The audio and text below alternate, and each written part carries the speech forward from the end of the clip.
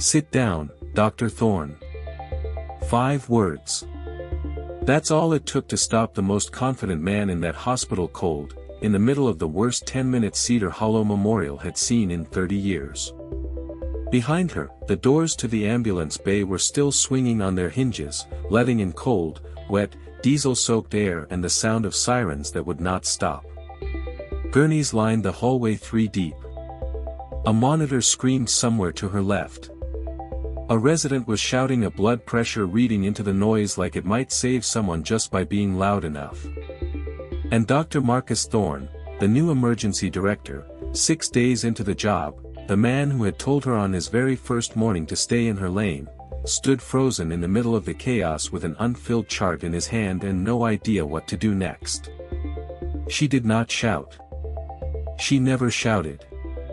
She just stepped past him, put 2 fingers against a dying man's throat, called out a number, and started giving orders like she had done it 1,000 times before. Because she had. Before we get to how a quiet ER nurse ended up running triage on the worst night in her hospital's history, while the man who was supposed to be in charge stood there useless behind her, tell me something. Type it in the comments before you keep watching. Which country are you watching this from tonight? I read every single one, and I love seeing exactly how far these stories travel. Now let's go back. 6 days earlier. Before the fog. Before the crash. Before anyone at Cedar Hollow Memorial had the first idea what Corinne Vance had actually done for a living before she ever pinned on a nursing badge. Her name was Corinne Vance, though almost nobody at the hospital called her anything but Cor. She was 41 years old, built like someone who had spent a decade doing things that required more strength than her quiet voice ever suggested, and she had worked the day shift in the Cedar Hollow Memorial Emergency Department for 14 years. She kept her hair in a plain low bun, and she kept one other thing close always, a small, smooth piece of sea glass, worn soft at every edge, the color of shallow water, threaded onto a bootlace looped under her collar where nobody could see it. Nobody at Cedar Hollow knew where that piece of glass came from. Nobody had ever asked. That was exactly how Sioar liked it. Monday morning, hospital administration gathered the entire emergency department in the break room to introduce their new director of emergency medicine. Cedar Hollow Memorial was a good hospital, but a small one, 60 beds, one exit off Interstate 76, the kind of place where the cafeteria staff knew everybody's kids by name. For years the department had run on overworked physicians and a nursing staff that held the place together through sheer memory and instinct. The board had decided it was finally time for real leadership, real structure, real modern protocol, and had recruited Dr. Marcus Thorne away from a flagship trauma center 2 hours north. He walked into that break room like he already owned the building. He was 39 years old, sharp-jawed, dressed a little too well for a hospital with a coffee machine held together by duct tape, and he had a habit of finishing other people's sentences before they said anything he considered beneath his time. I have read the files on everyone in this department, he told the room, without looking up from his tablet. Most of you have been here a lot longer than you should have been. That change is starting today. We are bringing this ER up to the standard I am used to. Real protocols. Real hierarchy. If you are a nurse, you follow the orders of the physician in the room, full stop. I do not want instinct in my department. I do not want gut feelings. I want procedure, and I want it followed to the letter. Sioar said nothing. She had heard versions of that speech before, over the years, from confident men who had never once had a gut feeling save a single life. She simply went back to her patients. Her first patient that morning was a 72-year-old man named Gerald Finch, brought in by his daughter Talia with what looked, on paper, like nothing more than indigestion, mild chest discomfort, some nausea, blood pressure a touch high, nothing that screamed emergency. Sioar took one look at him. At the sheen of sweat gathering on his upper lip that had nothing to do with the room temperature. At the way his left hand kept drifting up toward his jaw without him seeming to notice he was doing it. And she felt the old, familiar drop in her stomach, the one that had saved more lives over the years than she had ever bothered to count. "I want a full cardiac workup on him right now," she told the young resident covering the bay. "Troponin, 12 lead EKG, the works. This is not indigestion." That was the exact moment Marcus Thorne rounded the corner, saw an unsigned chart sitting on the counter, and decided this was the moment to make an example out of somebody. "Excuse me," he said, loud enough for the waiting room to hear, loud enough for Talia Finch and 3 other nurses to freeze mid-step. "Since when does a floor nurse diagnose cardiac events? He came in with classic indigestion symptoms, and I've already reviewed his chart myself.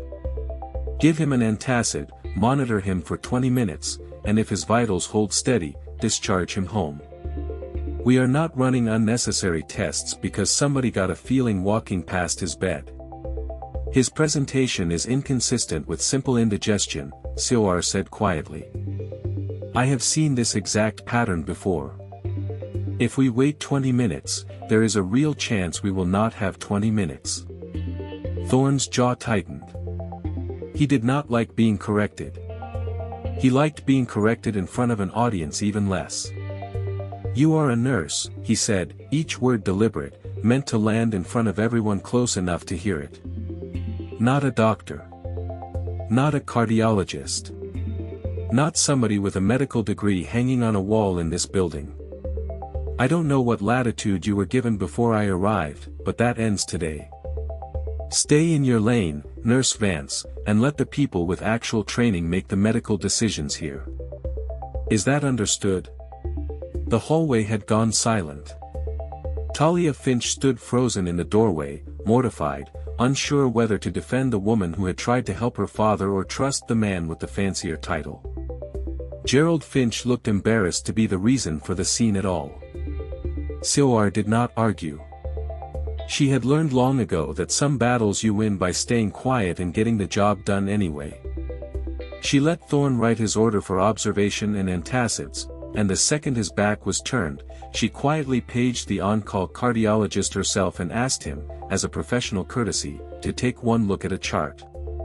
11 minutes later, Gerald Finch was in the middle of a full myocardial infarction, and it was the cardiologist Siwar had personally called, not Thorne, who rushed him into the catheterization lab and saved his life with 4 minutes to spare. Thorne never apologized. He simply noted, in his end-of-day summary, that Nurse Vance appears to have a habit of overstepping clinical boundaries, and that he intended to monitor the situation closely. What Marcus Thorne did not know, what nobody at Cedar Hollow Memorial knew, because Siwar had never once mentioned it in 14 years of quietly clocking in and clocking out, was that the woman he had just humiliated in front of a waiting room had once run triage in places where 20 minutes was not a stretch of time anyone got to spend deciding anything. It was a luxury that simply did not exist there. Before she was Nurse Vance, she had been Sergeant First Class Corinne Vance, United States Army combat medic, a 68 whiskey in the language of her old unit, 2 deployments into a stretch of mountains and dust the news back home called by one name and the soldiers who served there called by another. Her second deployment took her into a corridor called the Colon Valley, a strip of road so notorious for ambushes that convoys called it the funnel, because there was exactly one way in and one way out, and everybody caught in between was a target. She was 26 years old the day the funnel earned its name one more time. A supply convoy she was riding with took fire from the ridgeline on both sides at once, small arms first, then an improvised explosive that flipped the second vehicle in the column onto its side. In the space of 4 minutes she had 6 wounded and 1 dead, and the only other medic on that convoy was a broad-shouldered staff sergeant named Elias Boone, the man who had trained her from her very first week in the unit, the man who called her doc in training right up until the day he decided she did not need the in-training part anymore. Boone had a habit, in the middle of chaos, of humming some tuneless 3-note thing under his breath while his hands moved faster than his mind seemed to be working. He said it kept him from thinking too hard about what he was doing. Siwar picked up the habit without ever meaning to, and still did it now, 14 years and an ocean away, without noticing until somebody pointed it out. That day, Boone took 2 rounds pushing a 19-year-old private out of the kill zone.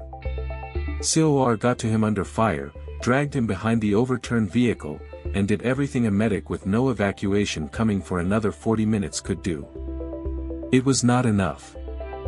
She held pressure with one hand and his hand with the other, and traded away every minute she could spare of her own. In the last clear minute he had left, Elias Boone reached into his own boot, pulled out a small, worn piece of sea glass, teal green, smooth as a river stone, the kind his daughter collected off a gray beach back home, and mailed him with notes that read, "So you always have a piece of somewhere calm," and he pressed it into Cor's palm. "Somebody's got to carry this the rest of the way, Doc," he told her, his voice already going thin and far away.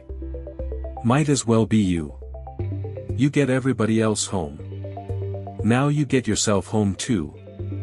That's an order, and I outrank you for about 1 more minute, so you're going to follow it." She got 4 more of the wounded out of that valley alive that day. She got a Bronze Star with a Valor device for it, 6 months later, at a ceremony she did not tell her own mother about until almost a year afterward. She got Elias Boone's name added to a wall, and a folded flag delivered to a house in Oregon she never found the courage to visit. And she got home, exactly the way he had ordered her to, and she never touched a rifle again as long as she lived. What she chose instead was nursing school, not because she could not have taken something flashier, but because after the funnel, after Boone, after everything she carried out of that valley, what she wanted most was quiet.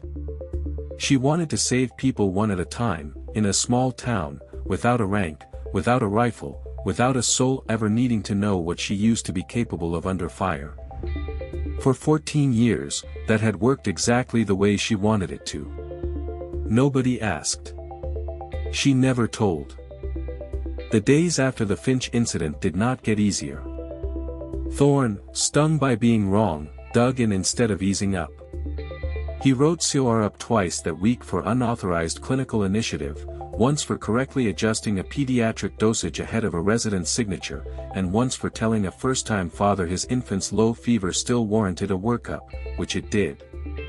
He reassigned her off the sickest patients and onto discharge paperwork, and told the charge nurse, Denise Halvorsen, a sharp woman who had worked beside COR for a decade, that he wanted less cowboy medicine and more protocol, and that Vance needed reminding of her scope. Denise privately thought Thorne was an arrogant fool with a god complex, and pulled COR aside that Thursday to ask, not for the first time in 14 years, why she did not just tell him. "One phone call to personnel records," Denise said, "and he'd never open his mouth around you again." "It is not his business what I used to do," COR said. "It is only his business what I can do now. And he's made it pretty clear he doesn't want to know that either." Meanwhile, 40 miles north, a low-pressure system was crawling down off the Great Lakes, dragging warm, wet air across cold ground, and the Weather Service had already started using the word dense in its Friday forecast for the stretch of Interstate 76 past the Cedar Hollow exit. Nobody at the hospital was thinking about the weather that week. They had other things to worry about. Friday afternoon, the Cedar Hollow Sunrise Choir, 14 singers ranging from 61 to 89 years old, fresh off a second-place finish at a regional gospel competition 2 hours away, climbed onto a rented charter bus for the ride home, laughing, still humming pieces of their set, unaware that somewhere behind them a propane delivery truck was running 40 minutes behind schedule to make up for a flat tire outside Marion. By 6 o'clock, fog had rolled off the lake basin and settled into the low stretch of I-76 near exit 14 like a lid dropped over a pot. Visibility fell to under 40 feet in less than 10 minutes. At 6:58 p.m., a delivery van braked hard for a stalled sedan it never saw until it was 6 feet away. What happened over the next 90 seconds became one of the worst chain reaction collisions in the county's history. 19 vehicles, one behind the other, unable to stop inside a wall of fog so thick that drivers said afterward they never saw brake lights ahead of them, they simply felt the impact arrive. The charter bus carrying the Sunrise Choir was thrown onto its side 10 cars deep into the pileup. The propane truck, catching the tail end of the wreck, jackknife it across 2 lanes and began venting from a cracked valve close enough to 3 crushed vehicles that troopers shut the scene down and called in a hazmat unit before extraction could even begin. By 7:04 p.m., Cedar Hollow Memorial's disaster line rang for the first time that night. By 7:11, the county's emergency management director had declared a Level 3 mass casualty event and started diverting every available ambulance within 30 miles toward the only trauma-capable hospital close enough to matter, a 60-bed hospital built to handle, on an average Friday night, maybe 6 or 7 emergency patients an hour, total. They were about to receive 42. SOAR was 6 hours into a 12-hour shift when the overhead speakers cracked into the disaster tone, 3 long blasts, then the announcement. Within 4 minutes, ambulance doors were slamming open in the bay.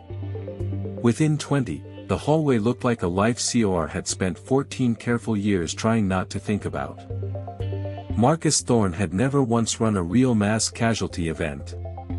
His old flagship hospital had specialists on every floor and 30 extra hands a phone call away. He had built his entire reputation on hierarchy and protocol, on paperwork that assumed there would always be time to fill it out properly. There is no protocol built for 42 patients arriving in 50 minutes with 1 working trauma bay and a skeleton crew on a Friday night. There is only triage, and triage is not a checklist. It is a discipline that lives in the hands and the gut, built only by doing it, over and over, under conditions that break most people the first time they try. Thorne froze. Not for long, maybe 90 seconds, which does not sound like much until you understand that in a mass casualty event, 90 seconds decides who lives. He stood in the ambulance bay with 3 gurneys converging on him at once, a resident shouting a blood pressure reading he could not seem to process, and a look crossed his face that SOAR recognized instantly, the same look she had seen on rookies the first time the ridgeline lit up. It was the look of someone whose training had never prepared them for the one moment it was supposed to be for. "Dr. Thorne, I need a call on Bay 4, somebody shouted. He did not answer. He was staring at a woman in choir robes with a crushed chest wall, blood soaking through blue fabric, and he was reaching for a chart that did not exist yet, trying to find some form that would tell him what order to do things in. That is when SOAR stepped past him. She did not ask permission. There was no time to ask permission, and some part of her, the part that had never fully left that valley, the part that hummed 3 tuneless notes under her breath without ever meaning to, understood clearly that permission was a luxury built for a world that was not currently on fire. "Everybody stop shouting and listen to me," she said, not loudly, but in a voice that cut through the noise anyway, the way certain voices do once they have been tested somewhere far worse than this hallway. "We are doing start triage. Green tags go to the left wall, walking wounded, they wait. Yellow goes on the gurneys in the hallway, stable for now, recheck every 10 minutes without fail. Red goes straight to trauma 1 and trauma 2, no exceptions, no paperwork first, paperwork comes after. Black, we come back to when we have hands free, and not 1 second before. Denise, you are running the board. Call out colors to me, I will call out bays. Nobody touches a red patient without telling me first. Go, now." The room did not argue. Something in the way she said it, flat, certain, carrying no fear in it at all, made the entire staff pivot toward her the way a compass needle finds north without even deciding to. Thorne found his voice. "Excuse me," he said. "I am the director of this department, and I did not authorize." "You froze," SOAR said, not cruelly, just factually, already moving toward the woman in the choir robes. "I didn't. We do not have time right now to discuss whose lane this is. Sit down, Dr. Thorne, or get out of my hallway." He sat down. Not because he wanted to, but because some instinct even his ego could not override told him that objecting now would cost somebody their life, and for once in his career, Marcus Thorne understood exactly how small he actually was. For the next 50 minutes, Cedar Hollow Memorial ran the most efficient mass casualty response in its history, and it ran because a nurse everybody had underestimated moved through that hallway like she had been doing it her whole life. Because she had. She found a man from the 8th car back with a tension pneumothorax, his lung collapsing, and performed a needle decompression right there in the hallway with a 14-gauge catheter and hands that did not shake once, buying him the 12 minutes he needed to reach a surgeon. She found the choir director, an 84-year-old woman named Georgianne Purdy, sliding into shock from internal bleeding 2 other nurses had missed because it did not look dramatic yet, and caught it only because she knew what quiet, creeping shock looked like on an old face in a cold hallway, a lesson she had learned the hard way on a mountain road she still dreamed about some nights. She tied off a tourniquet on a torn leg wound belonging to a terrified 16-year-old boy named Cody Reyes, using her own hands and a strip of torn seatbelt, talking him through it in a low, steady voice, counting with him, 1, 2, 3, breathe, the same 3-count Elias Boone had taught her 14 years and 1 war ago. And when Cody Reyes, 16 years old, certain he was dying in a strange hallway surrounded by strangers, grabbed her wrist and asked her if he was going to be okay, Seor did something she had never once done for a single patient in 14 years at Cedar Hollow Memorial. She reached under her collar, pulled the bootlace up over her head, and pressed a small, smooth piece of sea green glass into his palm. "Hold on to this," she told him. "Somebody very brave gave this to me once, a long time ago, when I was just as scared as you are right now, and told me that as long as I had it with me, I was never really alone. It's yours now. Just for tonight. You are not going anywhere, and neither is this." He held it through the entire ambulance ride into surgery. He held it, the nurses said afterward, even after the anesthesia finally pulled him under. It was a state trooper who broke it wide open. He had come through the bay looking for whoever was in charge, saw Seor moving through triage with a calm command he had only ever witnessed in one other place in his life, and stopped cold in the doorway. "Vance," he said, staring at her name badge like he'd read it wrong. "Sergeant Vance. Colon Valley, 2nd Brigade." Seor did not look up from the pressure dressing she was tying off. "That was a long time ago," she said. "I was attached for a joint briefing 2 years after you rotated out," he said. "They still taught your ambush response as a case study.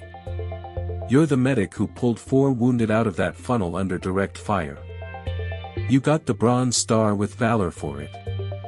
I sat through a briefing on what you did that day like it was a training film." The hallway went very quiet. Denise Halvorsen stopped calling out colors mid-word. A resident who had spent the last 40 minutes following Corps' orders without question looked at her like he was suddenly seeing a different person in the same set of scrubs. And Marcus Thorne, still sitting exactly where she had told him to sit, still holding a chart he had never filled out, looked up at the trooper, then at Seor, and understood, all at once, exactly whose lane he had told her, 6 days ago, to stay in. She did not confirm any of it. She just tied off the dressing, glanced at the trooper, and said quietly, "Not tonight, I've still got patience." By the time the last ambulance cleared the bay at nearly 10 o'clock that night, Cedar Hollow Memorial had received 42 patients from the pileup on Interstate 76. Every single one of them was still alive. The story did not stay quiet, because stories like that never do. A news crew filming the crash scene for a traffic segment ended up filming the hospital parking lot instead, catching Georgianne Purdy's daughter sobbing into the shoulder of a nurse whose name she did not even know yet, saying "She saved my mother," into a camera that ran on every local station by morning.